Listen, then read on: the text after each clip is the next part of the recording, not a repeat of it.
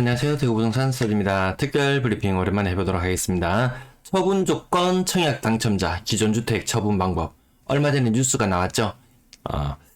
2년의 기간으로 연장을 해준다. 그러면 청약 당첨되고부터 처분할 수 있을 때까지 기간은 상당히 깁니다. 예, 거의 뭐 4년, 길면 5년, 길면 6년까지도 갈 수 있습니다. 이 조건, 세부적인 조건, 교환은 안 된다는 거 언론을 통해서 많이 보도되어서 알지 싶은데요. 그렇다면 증여는 어떻게 될까? 증여는 오케이. 단, 조건이 있습니다. 그리고 뉴스가 나오자마자 사람들이 열쇠를 내놓으라고, 이게 기간 2년으로 늘어났으니까 열쇠 내놓으라고 했는데 아직이요 라는 답변을 들으신 분들이 있으실 거예요. 자, 뉴스, 한 일주일 전쯤에 뉴스가 나왔죠. 청약 당첨자 기존 주택 처분 기한을 2년으로 대폭 연장했다. 기존 6개월이었어. 6개월. 이 청약 당첨되고 나서부터가 아니고 시간이 입주를 앞둔 기한부터 6개월이죠. 입주를 한다. 만약에 그러면 계약서를 떠났다가 입주 시점 6개월 전까지 잔금까지 다 치러야 되는 기간이에요. 그래서 사실 청약하고 이 기간까지가 짧으면 2년, 길면 3년까지 사실 처분할 수 있는 기간은 굉장히 많이 주어져 있어요. 그럼에도 불구하고 집값이 오르던 시기에는 그것을 처분하지 못하고 견디고 있었죠. 집값이 떨어지니까 팔려고 하니까 도저히 팔 여건이 안 된다. 매수자도 선뜻 나타나지 않는다. 그래서 좀 곤란함을 겪는 경우가 있잖아요. 그래서 열쇠 못 받으면 얼마나 당황스럽겠습니까? 2년으로 기간이 연장해준다고 무엇인가가 크게 달라질 거냐? 그렇진 않은 것 같아요. 이게 한 3년쯤 주면 모를까? 2년이라는 기간이 사실 굉장히 애매합니다. 요즘 갭 투자하는 사람 있나요? 갭 투자 잘 안 되잖아요.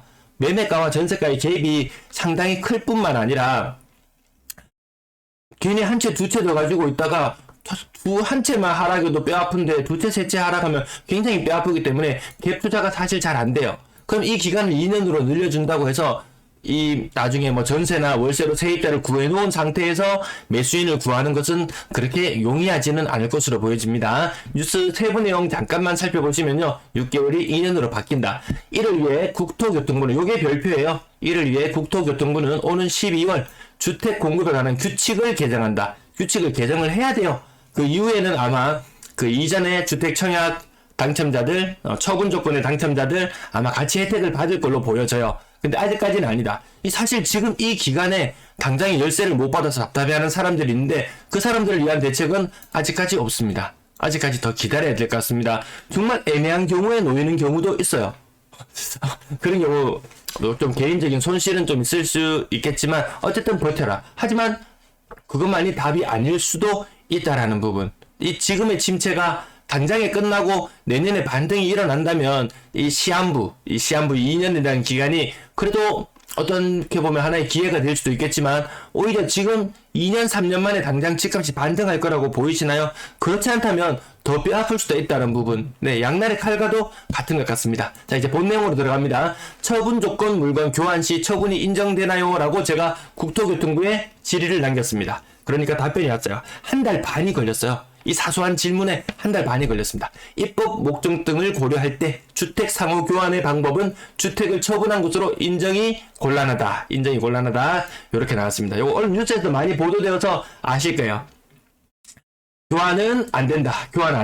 이렇게만 알고 계시면 되겠습니다. 근데 교환을 빙자한 매매, 상호 간의 매매 계약을 체결하는 것은 또 가능해요. 약간 꼼수인 것 같긴 하지만 가능한 방법은 없진 않습니다. 교환을 가장한 매매를 가장한 교환. 어쨌든 그 방법은 열려 있습니다. 직계 좀비 소개의 기존 주택 증여 시 어떻게 되나요? 라고 물었어요. 그러니까 어떤 답변이 왔냐면 기존 주택 입주자 모집 공고일 당시 동일 세대원에게 증여하는 것은 허용되지 아니한다. 동일 세대원 입주자 모집 공고 당시에 동일 세대원에게 증여하는 것은 안 됩니다. 근데 가능한 경우가 있습니다. 입주자 모집 공고일 당시에 세대원인 아닌 자에게 증여하는 경우는 허용됩니다.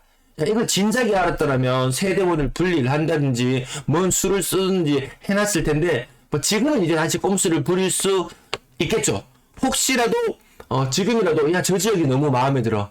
경쟁률도 대박이 나고 그런 적이 혹시라도 있다면 이 방법 가능할 것 같지 않나요?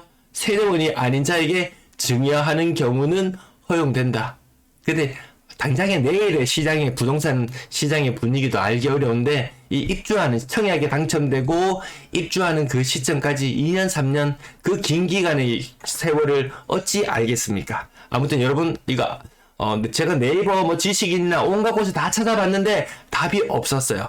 이거 어찌 보면은 지극히 당연한 질문이고 누구나 궁금해할 수 있을 법한 그 내용인데 어디에도 답이 없는 것 여러분들에게 오늘 알려드렸습니다. 다시 한번 살짝만 되짚어 볼게요.